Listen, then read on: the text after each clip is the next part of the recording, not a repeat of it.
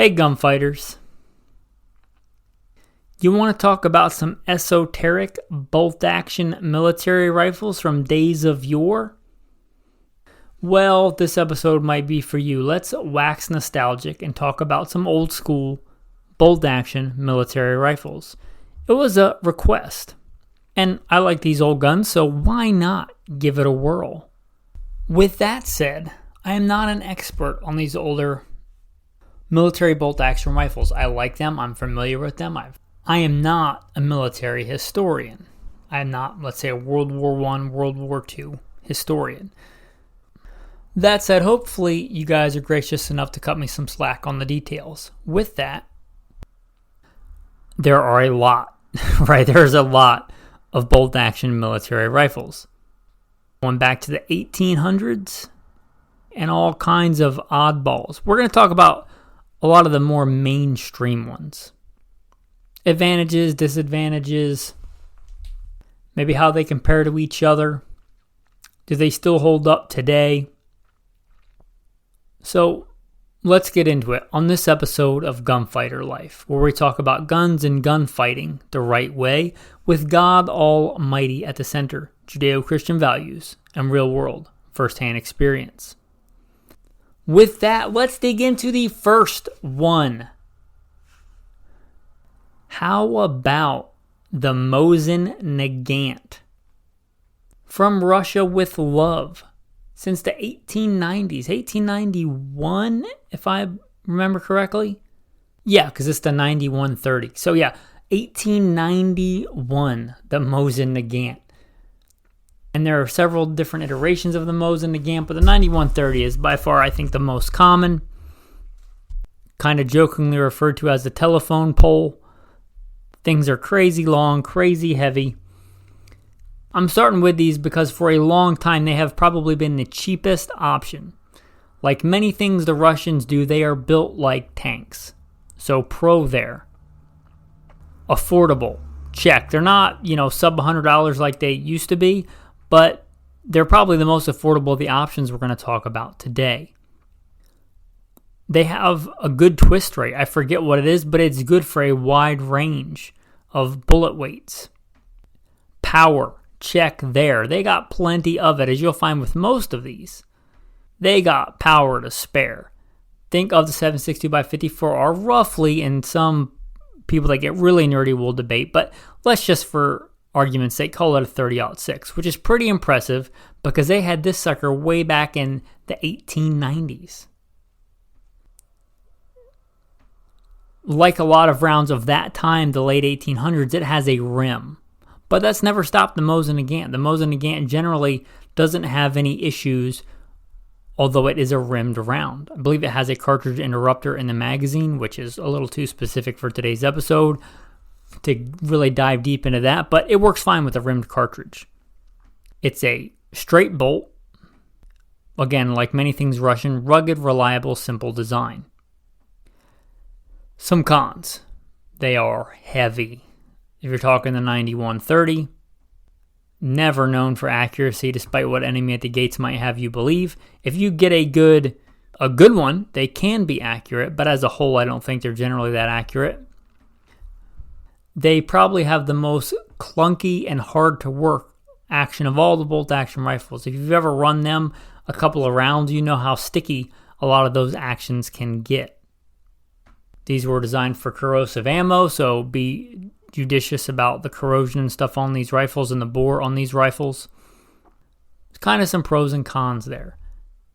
Some variations, different models. Some of these were made by Americans. Remington and Westinghouse made Mosin Nagants. So if you're looking for that old school Remington quality, you can get a Remington made Mosin Nagant.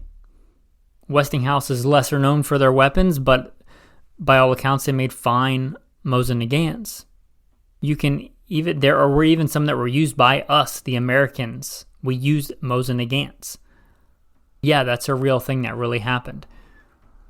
It's a more collector's thing, but there's also the 44 carbine, which is probably the most practical. It's called a carbine, but it's still bigger and heavier than a lot of full-size rifles today. And The regular 9130 is just a beast. It's just huge. It's more akin to a, Brown Bess musket in size and weight than most modern fighting rifles. The 44 carbine is more akin to a full-size, heavy, modern rifle. It's still heavy. The 44 carbine is probably your most practical of the straight off-the-shelf models of today. There's also the sniper variants. Again, more for collecting. I would venture to say any off-the-shelf, and this may anger some people that really love the old guns, but any off-the-shelf, like even budget Tikka T3 or Savage Axis with a good modern scope is going to be better in almost every way than one of these old Mosin Nagant snipers. But they are a thing, they are out there. Now, these don't lend themselves very well because of the open top nature of the design to mounting good quality optics easily. It can be done, not the easiest thing to do. 7.62 by 54R is still very common. It's still used. It's still a battlefield cartridge, even though it came out in the 1890s. It's still used on the battlefield. A lot of Soviet bloc weapons, even after they moved on from the Mosin Nagant, still use this cartridge. It's still widely available. So that's not an issue. Like some of the cartridges we're going to talk about are a little bit harder to find. This one is not. It's not hard to find. It's not expensive, especially for like a power to cost ratio. It's still not bad. Now, that being said, not the most common of cartridges, but it's not bad. Oh, and before I forget, I think perhaps the best variants of these are the Finnish. The Finnish captured a lot of these Mosin Nagants during the Winter War, and they really did a good job at, let's say, improving them. If you can find an actual Finnish Mosin Nagant, I almost consider them a completely different rifle. That's how good they are. That being said, usually you're going to pay for that. But the Finnish Mosin Nagants, just with their smoothness and their sights and their just little improvements here and there, are just fantastic weapons. Now let's move on from the Mosin Nagant. The next one I'm going to talk about are just after that. Actually, no, I'm going to switch the order up. Concurrent with that, around the same time, we had a bolt-action rifle that's often forgotten about. No, not the 1903 Springfield. That's the next one. How about the 3040 Krag? Often forgot about. Krag Jorgensen, I believe, is two different people, a collaboration adopted by a few different militaries. We had our own version, the Krag Jorgensen. It's kind of unique in that it has one rotating locking bolt up front. This makes it have a very, very smooth action. So the action is buttery, beautifully smooth. Another a lot of these during the time were designed to load off stripper clips. This one was designed to load however many cartridges you want. In a civilian context, that's really handy. Like you shoot one, you want to load one. You shoot two, you want to load two. You shoot them all, you want to load them all back up. You don't need stripper clips, all that stuff. That's a big pro. It's a pretty cool magazine design. Holds, I think, 5 rounds. Cons. There were never that many produced. They're not that common. Most of the variants are fairly heavy for the time. Also the 3040 Krag. It's not a bad cartridge, but it's pretty obscure at this point. Probably not going down to Walmart and finding 3040 Krag. So if this, I think, is a much better proposition for actually shooting if you are a hand loader. If you hand load, the 3040 Krag is plenty good enough for most North American game. So if you're getting it for like a crossover hunting thing,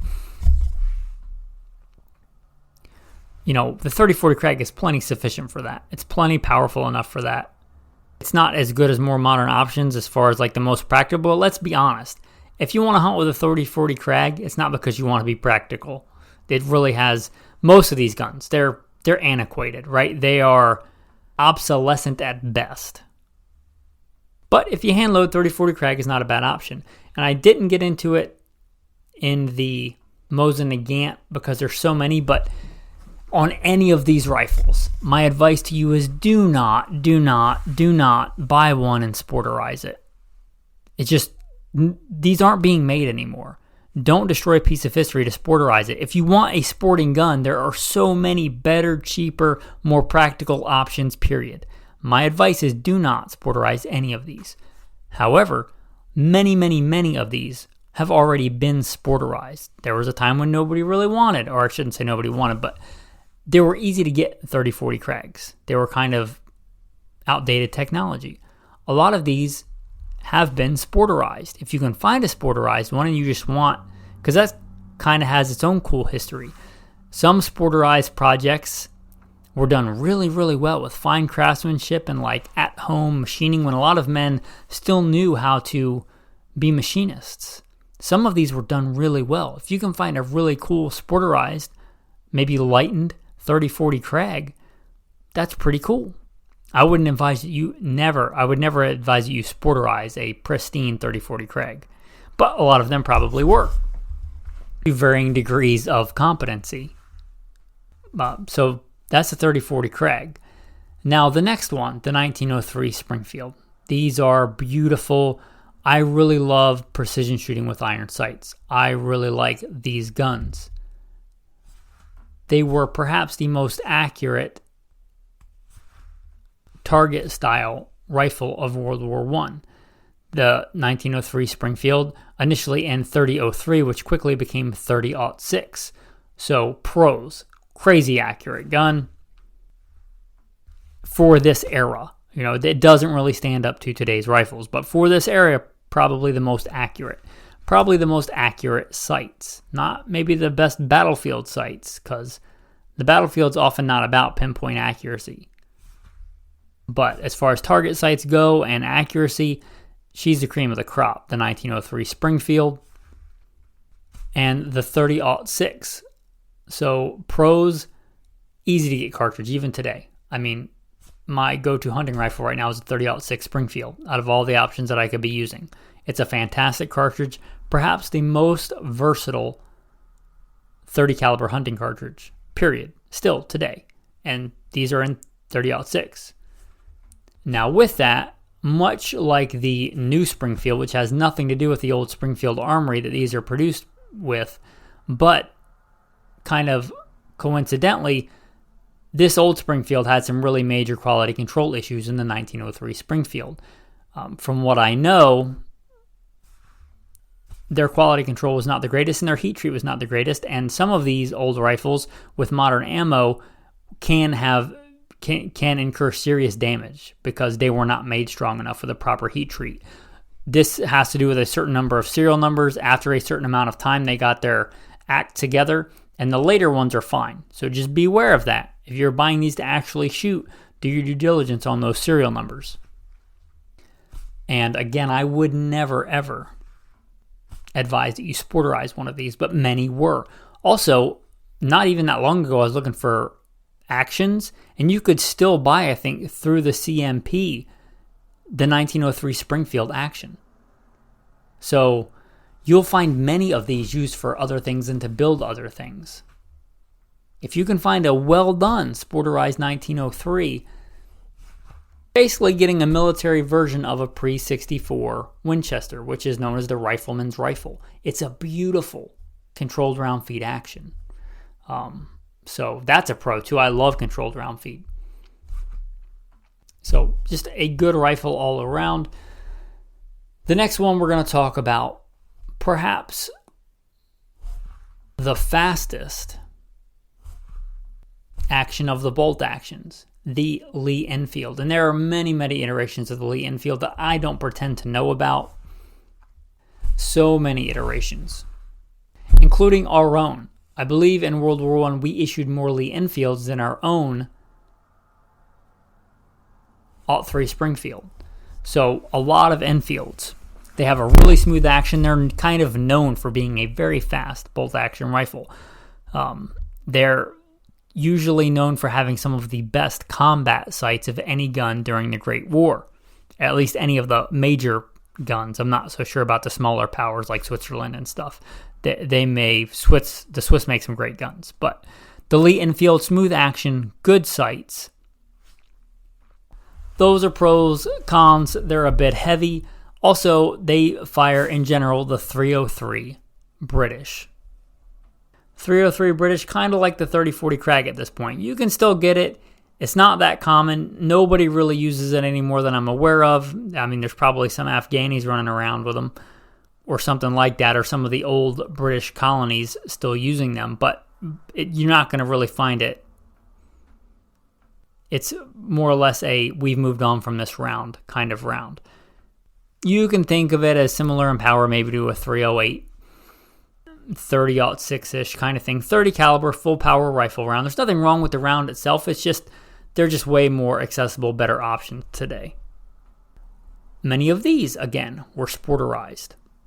Again, don't do it yourself, but if you find one that has been and has had a very good job done of having it sporterized, a good scope mounted on it, things like that, there's nothing wrong with the actions. The actions are kind of superb. If you find one that had a really good barrel put on it, maybe rechambered for a more modern caliber, and I should mention our version of the Enfield was chambered in 30-06. So there are many of those floating around. So you get rid of the issue of that more antiquated rimmed 303 British for a 30-06. There are plenty of those knocking around.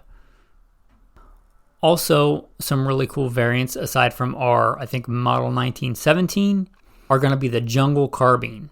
That's a really cool variant. And much like the 44 Mosin, kind of more akin to a full-size rifle we would think of today and not these giant long rifles of days of yore.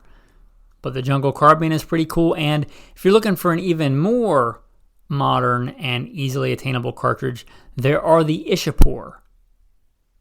Ishapurs were made in India, and by all accounts, they're fine rifles, the Ishapur Enfields, and they're chambered in 308. So, and I don't think they're as coveted as a lot of the other collector Enfields.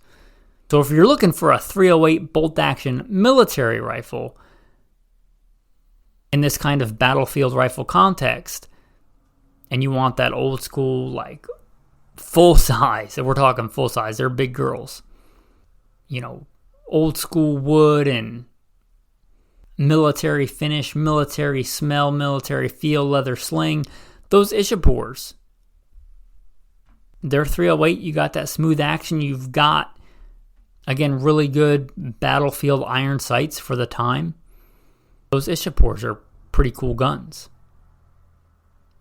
Now let's talk about the Mauser. The German Mausers are just collectors at this point. They demand really, really premium prices.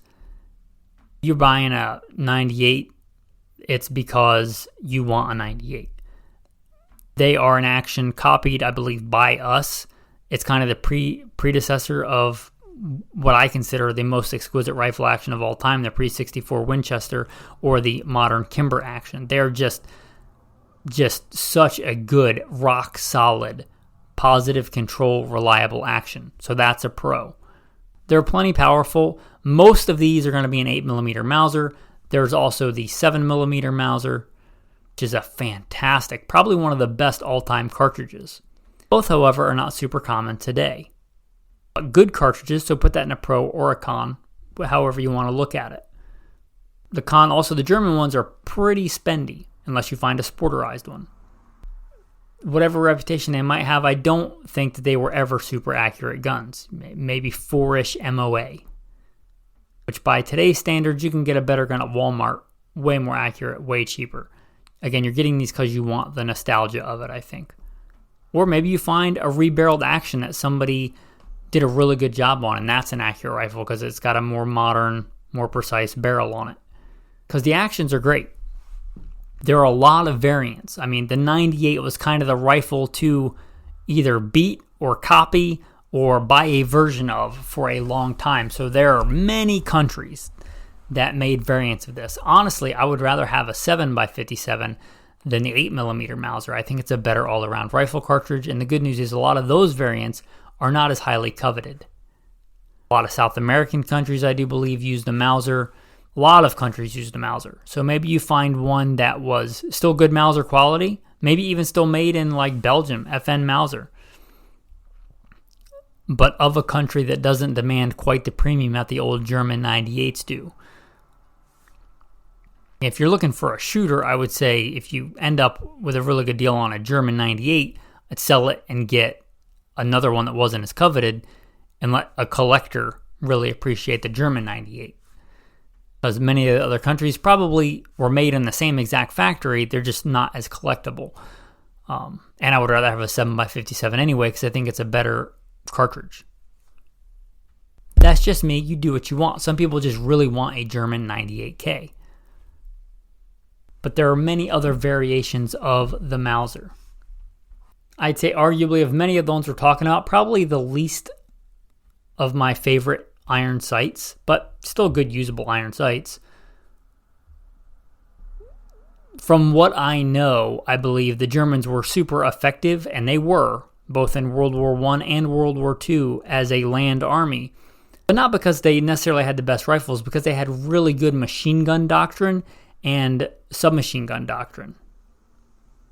That's neither here nor there. The 98 is a fine rifle, and many of the Mausers loosely based around it are very fine rifles as well. And if you want basically a Mauser, because I believe we got sued for copying it, if you basically want a Mauser in 30-06, then go with the 1903 Springfield. You can do your own history and research on that one. I will briefly discuss, because there's been quite an influx on the market of the Swiss straight pull rifles. Any rifle I've ever handled that the Swiss have ever made has been exquisite. So if you're looking for almost certainly the best shooting of these guns, those Swiss straight pulls, because they're common, and now's probably the time to buy them of all the surplus ones, because war collectors don't care so much about the Swiss because they didn't really fight, they were neutral. But they probably made, let's be honest, better rifles than anybody else. The Swiss make really good stuff. So if you're looking for the best shooter, there you go, the Swiss straight pulls. The days of cheap, affordable 6.5,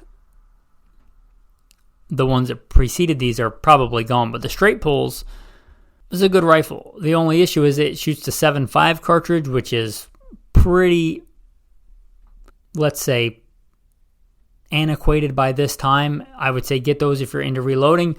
The ammunition form is not crazy expensive right now, but I got to imagine as time goes on, I don't think a lot of people are cranking out 7.5 Swiss. So that's something to consider. I would consider one of these if you wanted to reload for it. On the plus, the ammo right now is not hard to get, and from what I understand, Swiss ammo, much like Swiss rifles, are just really, really good quality. So most of the surplus ammo you're going to get is going to be premium, really good quality ammo, like way better than probably your surplus 7.62x54R. So if you're looking for like the best premium quality in a like surplus bolt action rifle, those Swiss rifles are pretty cool. And they're a straight pull, so there's some novelty there. I don't know that they're any faster than a Enfield. Enfields are really fast, but it's pretty cool if you're looking for a straight pull. Now, there are many others, but I think that's where we're going to call it for today as far as different models go. Again, if you're thinking you're going to get one of these and sporterize it, my advice is please don't do that. There's plenty of them that have already been sporterized. If you want to re-sporterize a sporterized rifle, go for it. But these are a piece of history. So if you want a better sporting gun, there are so many more affordable options, right? Even a really good one of these, it's not going to be as accurate as, a new Savage rifle that's going to cost you less, be better, easier to mount optics, have a free floated barrel, all the things, right? If you're looking for practicality, none of these, sorry, they're just not practical today. Go get a Savage Axis or a Savage 110 or the Winchester Model 70 in 308 or 30-06 or 270. With a good scope mount and a good scope and a good free floated stock, if you want to stick in the bolt action world. And these were the battlefield implements of the time, but from a gunfighting perspective, they're not as good as a modern semi-automatic. So let's be real. If you're getting these, you're getting them because you want them, because you want the cool factor, because you want the nostalgia. Maybe you just want to go hunt something with a 30-40 Krag. There's nothing wrong with that. That's really cool. But there is still interest in these rifles, so I figured that I would cover them. They are really cool rifles. There is that extra, that, I guess, X factor. That's just something a little bit cool about holding something that was made in a bygone era. Made, a lot of time by fine craftsmen, not pumped out in a CNC machine. Maybe a rifle that's going on 100 years old that you can still use. Still go out and shoot and have fun with, maybe even put meat in the freezer. There's something really cool about that. Perhaps you just want to take one of these that has been sporterized and just give it a new life. There's nothing wrong with that either. I just want to be fair and honest and circumspect about it and not over-romanticize them. There is something kind of romantic about these old rifles, but also don't give up practicality for romance when you're talking about gunfighting. Anyway, those are my thoughts on bolt-action hunting rifles from days of yore. I hope you like this episode.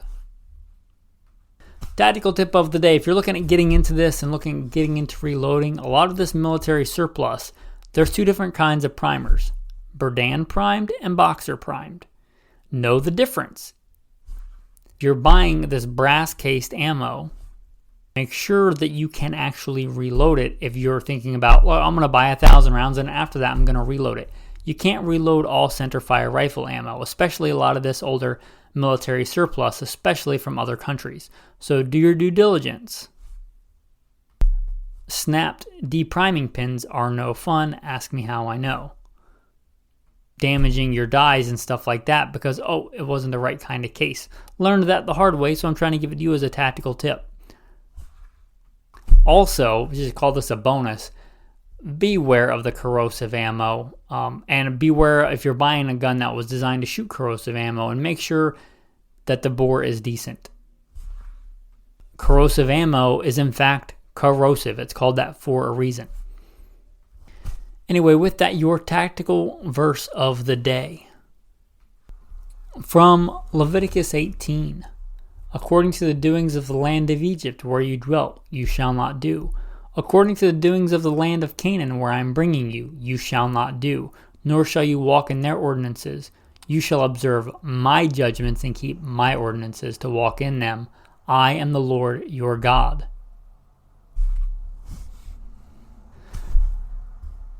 I don't think that I have to tell you that the culture we live in is not super godly today. In fact, I'd say it's very ungodly and hostile to the word of God. Don't do according to the land of Egypt where you dwelt or according to the land of Canaan. You're called to be set apart, a special people unto God. Doesn't matter what the doings are going on in the culture that you live in. Be better than that. Be set apart. Be God's people. With that, thanks for listening and have a blessed day.